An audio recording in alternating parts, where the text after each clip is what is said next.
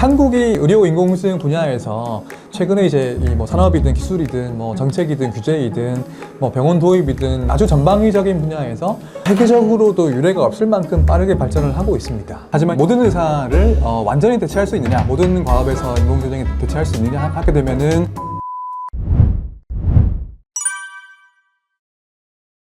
네, 안녕하십니까. 저는 디지털 헬스케어 파트너스 DHP의 최윤섭 대표라고 합니다. 디지털 헬스케어 그리고 의료인공지능 분야에서 연구를 하고 있고요. 특히 관련 스타트업에 투자하는 일을 지금 하고 있습니다. 요즘에 인공지능이 의사를 대체할 수 있을까의 여부가 되게 많은 관심을 가지고 있는 이슈인데요.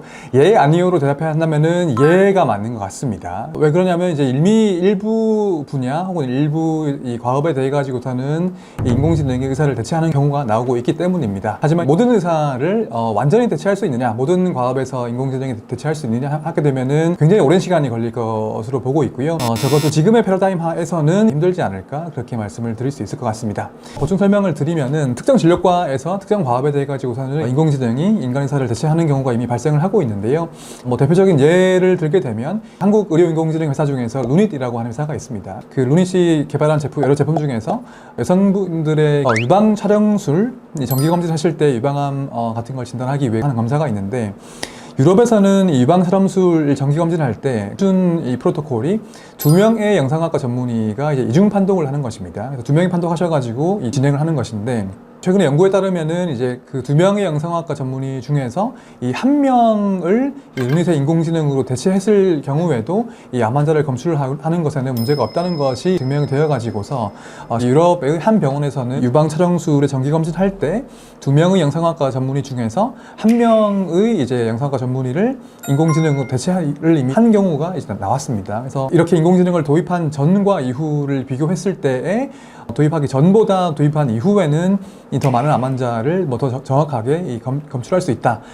하지만 이제 이런 대체가 얼마나 일반화될 것이냐, 얼마나 빨리 일어날 것이냐고 하냐면은 이제 아주 오랜 시간이 걸릴 거다라고 말씀을 드릴 수밖에 없을 것 같습니다. 그 에비던스 베이스드 메디슨이라고 하는 게 있는데, 그러니까 지금의 의료는 아주 사소한 의사결정, 치료이든 진단이든 이 근거를 중심으로 의사들이 이제 의사결정을 하게 됩니다. 가장 좋은 근거는 결국 임상시험인 거죠. 그렇기 때문에 이제 인공지능이 인간 의사를 대체하려고 하면 많은 근거들이 나오는 것이 필요합니다. 근데 이제 그런 근거를 만들기 위해 가지고서는 많은 시간과 돈이 필요하기 때문에 되게 오래 걸릴 것이다, 이렇게 말씀을 드릴 수밖에 없을 것 같습니다. 현장 도입에서 가장 이슈가 되는 것이 결국 책임 소재입니다.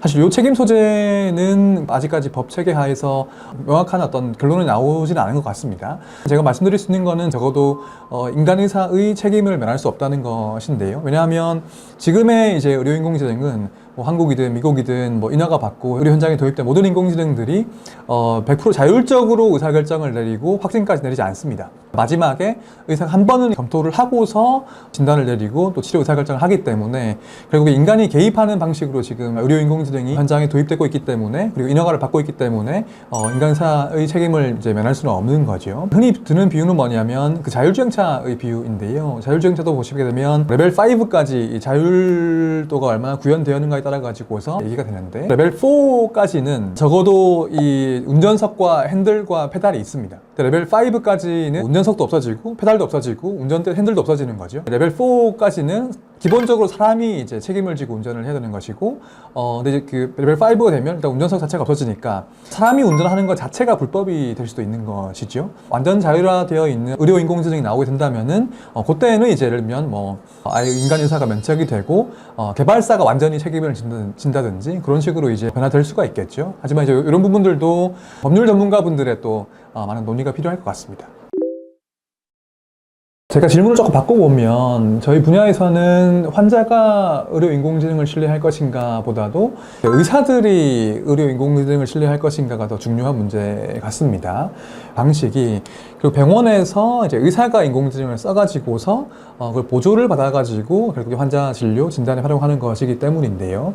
의사들을 어떻게 설득하고 의사들이 어떻게 인공지능을 믿게 할 것이냐가 이제 이 분야의 되게 큰 숙제인데, 의사들은 근거를 가지고 설득을 하는 것이 기본입니다. 근데 근데 이제 의사들도 인간이기 때문에 어떤 편향 같은 것들을 가질 수밖에 없고, 실제 연구 결과들을 보게 되면은 똑같은 그 판독 결과를 가지고서 인공지능이 판독한 거예요 라고 얘기를 할 때 하고, 의사가 판독을 한 거예요 라고 얘기를 할 때 인간 의사가 그거를 신뢰하는 정도가 다르게 나옵니다. 결국에는 더 많은 시간과 더 많은 근거들, 그리고 이런 인공지능이 의료 현장에서 되게 유용하더라, 되게 정확하더라, 경험적인 근거들이 좀 쌓이는 것이 필요하지 않은가 이렇게 생각을 하고 있습니다.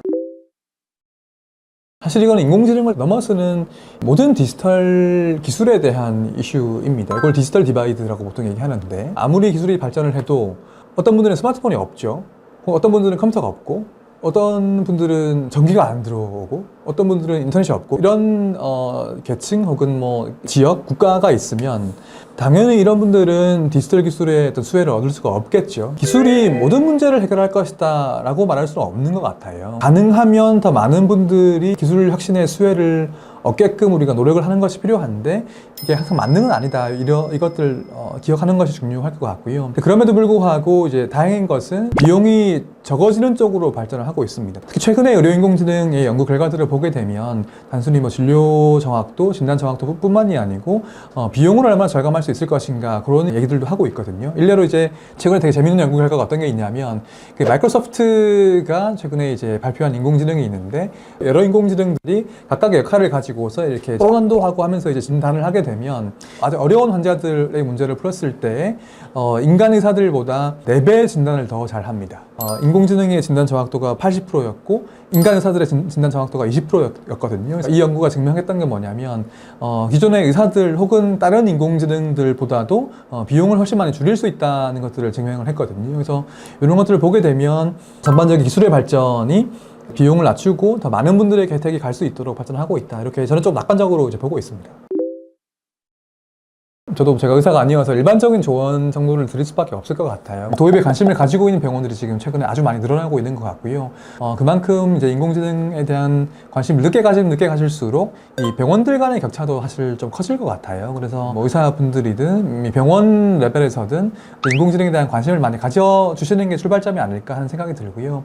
그 관심이라 하면은 저는 가장 기본적인 이해는 기술적인 이해에서 출발한다고 봅니다. 딥한 기술을 이해하는 것보다도 기술적으로 지금 어디까지 가능하냐, 어디까지 발전을 해 있냐, 그리고 어떤 의학적인 근거가 얼마나 충분한가 같은 것들을 이해하는 것은 일반 의사분들도 무리가 없기 때문에 그런 정도가 지금 이 분야의 어떤 준비, 대처를 하기 위해서 어떤 출발점이 아닐까, 이런 생각이 듭니다. 저는 이제 이 분야를 굉장히 긍정적으로 보고, 어떤 기술의 발전 같은 것들이 이런 뭐 전문가 분들이 생각하시는 것보다 훨씬 빨리 옵니다. 어떤 반복적인 업무 같은 것들, 어떤 뭐 지엽적인 업무 같은 것들을 인공지능에게 많이 맡길 수 있게 되었을 때 그 남는 리소스 같은 것들, 뭐 시간이든 뭐 이런 것들을 어떻게 더 잘 활용할 것이냐, 그런 고민들을 조금 미리 해보시면 더 좋지 않을까, 그렇게 생각합니다. 제가 보통 좀 전문적인 얘기를 해가지고 일반 대중향으로는 좀 어려운 내용들이 많거든요. 조금 쉽게 풀어내려고 했는데 어떻게 느끼셨을지 모르겠습니다. 그래서 저희 분야에 대해 가지고서 조금 더 흥미를 가지시고 관심을 가지시는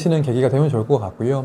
특히 한국이 의료 인공지능 분야에서 최근에 이제 이 뭐 산업이든 기술이든 뭐 정책이든 규제이든 뭐 병원 도입이든 아주 전방위적인 분야에서 세계적으로도 유례가 없을 만큼 빠르게 발전을 하고 있습니다. 그러니까 이 영상을 보시는 분들이 저희 의료 인공지능 분야에 많은 관심을 가져주시고 또 더 많은 지원을 해주시면 좋을 것 같습니다. 네, 지금까지 디지털 헬스케어 파트너스 DHP의 최윤섭 대표였습니다. 감사합니다.